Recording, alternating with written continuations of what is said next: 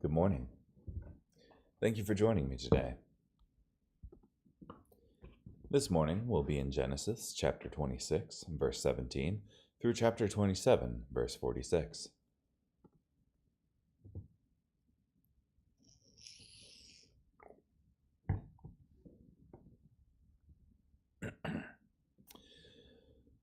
So Isaac left there and settled in the Gerar valley.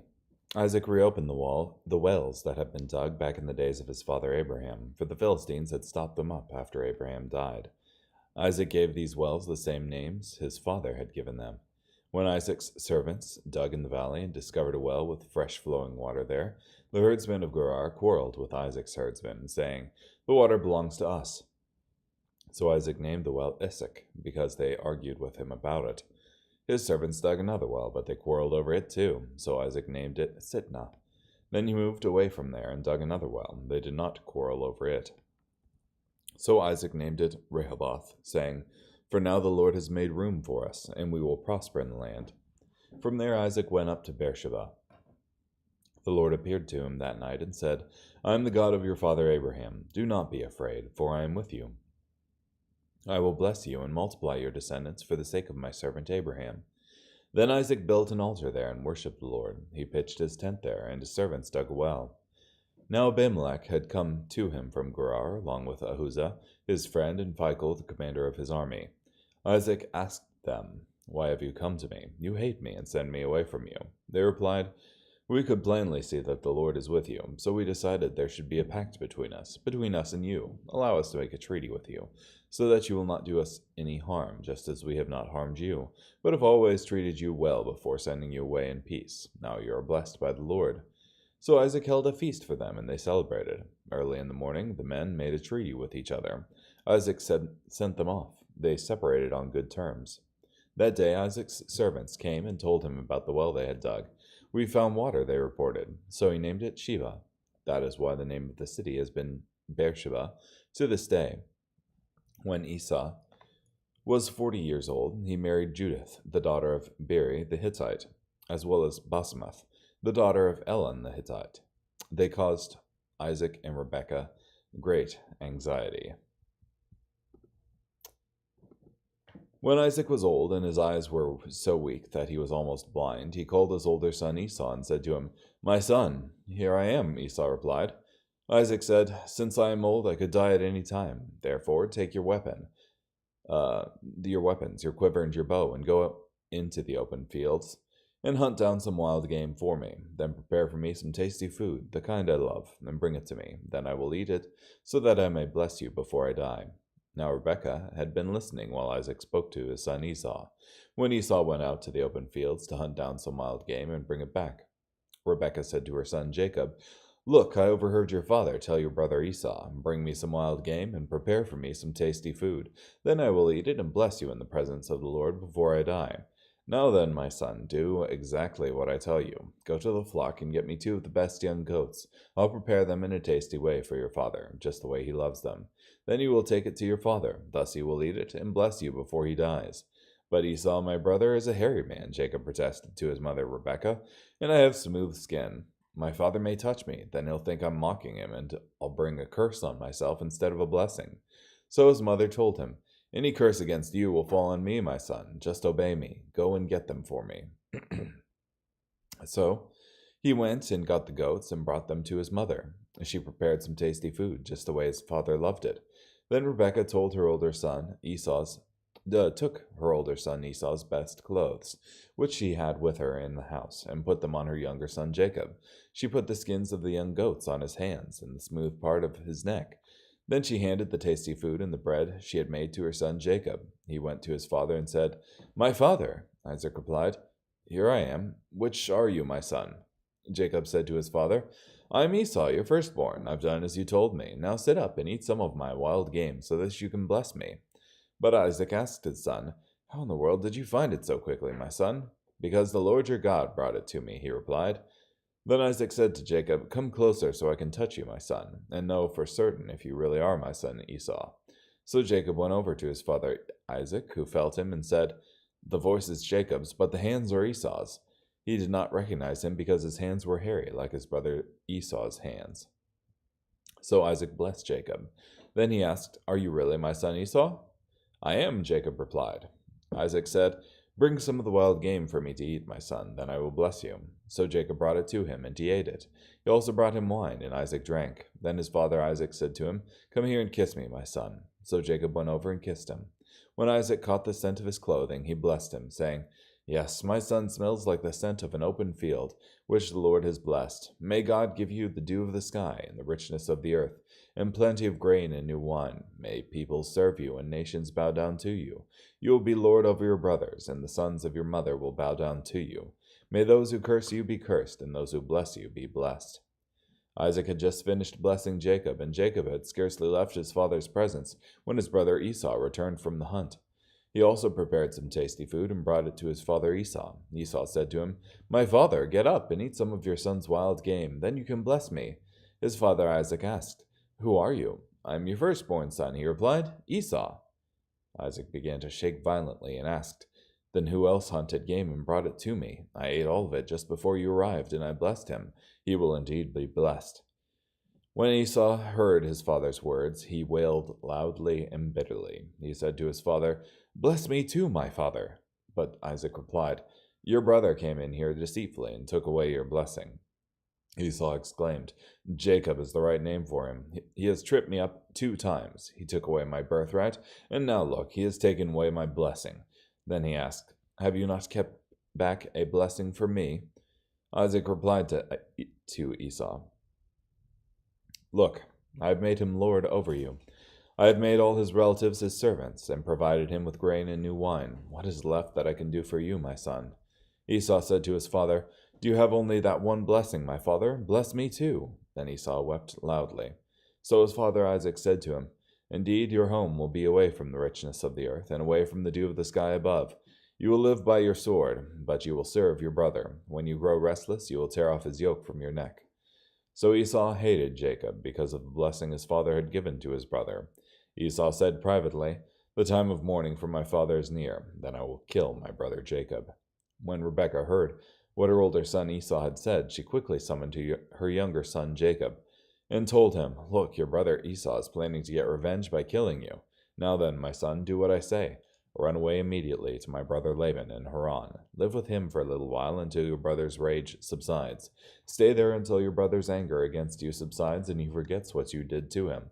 Then I'll send someone to bring you back from there. Why should I lose both of you in one day?" Then Rebekah said to Isaac, "I am deeply depressed because of these daughters of Heth. If Jacob were to marry one of these daughters of Heth, who live in this land, I would want to die."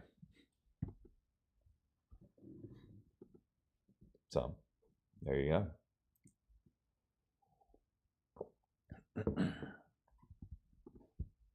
Now, with that last passage firmly in mind, I think it should harken back to the previous chapter where Esau marries Judith and Basemath, who are Hittites, and in 26:35 they cause Isaac and Rebekah great anxiety. And so Rebekah, using that as an excuse to get Jacob out of the house, she says, "I'm deeply depressed because of these daughters of Heth. If Jacob were to marry one of these daughters of Heth who live in this land, I would want to die." Thus using it as a premise to send her son away to go to Laban and, yeah, her family there.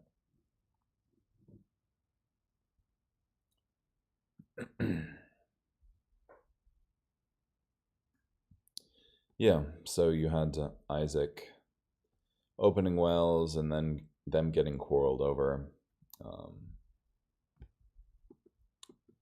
See, Sitna, for instance, means strife.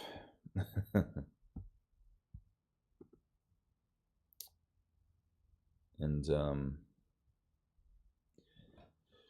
yeah, you had Abimelech and Gerar and Ahuzah and Phicol come to him from Gerar along with Ahuzah and Phicol to Isaac to make this covenant with him. for Isaac not to do them harm and them not to do him harm.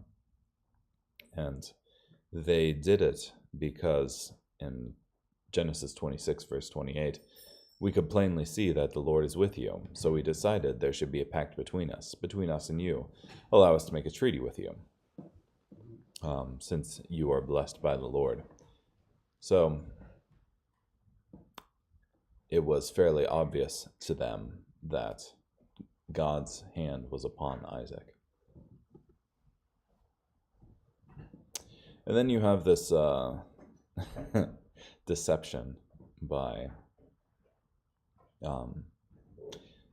Jacob here and Rebekah against Isaac and Esau, where Isaac wants to bless his son Esau, so he says, go hunt some game, and, Jacob instead comes in wearing hairy skins and stew made of the goats and the pasture, and takes Esau's blessing. So it's pretty plain to see that Rebekah favored Jacob and Isaac favored Esau. So somewhat dysfunctional family. Anyway, carrying on, Matthew chapter 9, verses 1 through 17. After getting into a boat, he, that is Jesus, crossed to the other side and came to his own town. Just then some people brought to him a paralytic lying on a stretcher. When Jesus saw their faith, he said to the paralytic, "Have courage, son, your sins are forgiven." Then some of the experts in the law said to themselves, "This man is blaspheming." When Jesus saw their reaction, he said, "Why do you respond with evil in your hearts? Which is easier to say, 'Your sins are forgiven,' or to say, 'Stand up and walk'? But so that you may know that the Son of Man has authority on earth to forgive sins." Then he said to the paralytic, "Stand up and take your stretcher and go home." And he stood up and went home. When the crowd saw this, they were afraid and honored God, who had given such authority to men. As Jesus went on from there, he saw a man named Matthew sitting at the tax booth. "Follow me," he said to him, and he got up and followed him. As Jesus was having a meal in Matthew's house, many tax collectors and sinners came and ate with Jesus and his disciples. When the Pharisees saw this, they said to his disciples, "Why does your teacher eat with tax collectors and sinners?" When Jesus heard this, he said, "Those who are healthy don't need a physician, but those who are sick do. Go and learn what this saying means. I want mercy and not sacrifice, for I did not come to call the righteous, but sinners."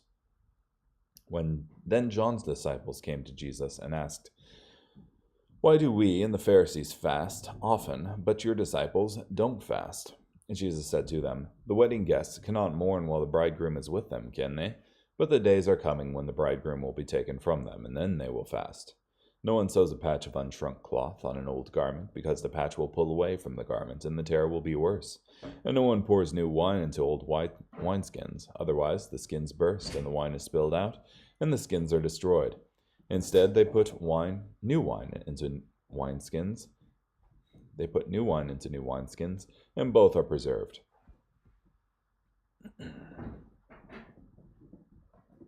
It's interesting.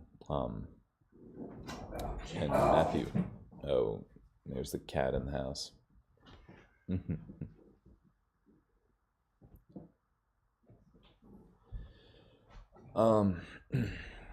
So, in the first 8 verses here, you have Jesus going and healing this paralytic and saying, "Have courage, son, your sins are forgiven."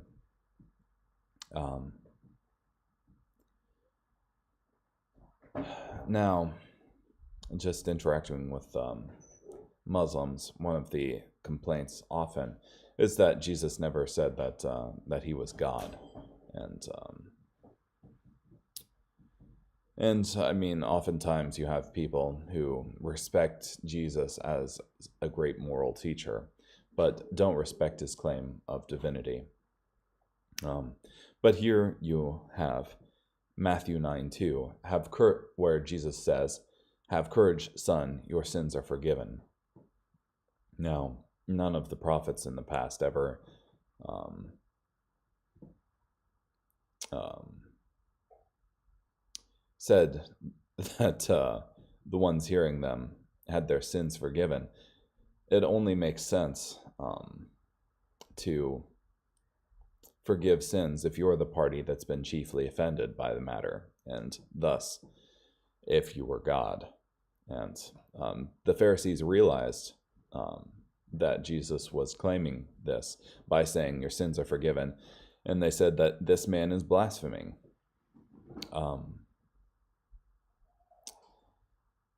But carrying forward on that, so that you may know that the Son of Man has authority on earth to forgive sins. Then he said to the paralytic, "Stand up, take your stretcher, and go home." And he stood up and went home, which is really incredible here, because God's miraculous power is on display here, thus testifying that what Jesus has said is true, that Jesus does have the power to forgive sins, because God, far from condemning him for asserting improperly that he is also God, confirms what Jesus has said by letting his power be shown in this situation. So, and then you have 9:11, where it says, "Why does your teacher eat with tax collectors and sinners?" And Jesus responds with, "Those who are healthy don't need a physician, but those who are sick do. Go and learn what this saying means. I want mercy and not sacrifice, for I did not come to call the righteous, but sinners." That is, Jesus was quoting an Old Testament passage. I can't remember because my brain is asleep right now, but I want mercy and not sacrifice. The idea being that Jesus wants them to actually practice righteousness and not merely go through religious accoutrements. Carrying on, Psalm chapter 9, verses 16 through 18. The Lord revealed himself. He accomplished justice. The wicked were ensnared by their own actions. Higgaion Selah. The wicked are turned back and sent to Sheol. This is the destiny of all the nations that ignore God, for the needy are not permanently ignored. The hopes of the oppressed are not forever dashed.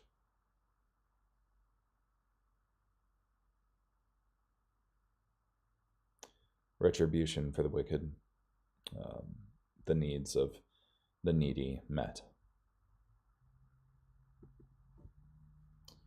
And finally, Proverbs chapter 3, verses 9 and 10. Honor the Lord from your wealth and from the first fruits of all your crops. Then your barns will be filled completely, and your vats will overflow with new wine. Yeah. Seek first his kingdom, and then be provided to you. Okay, well, thank you so much for joining me today. Hope you have a great day. Bye.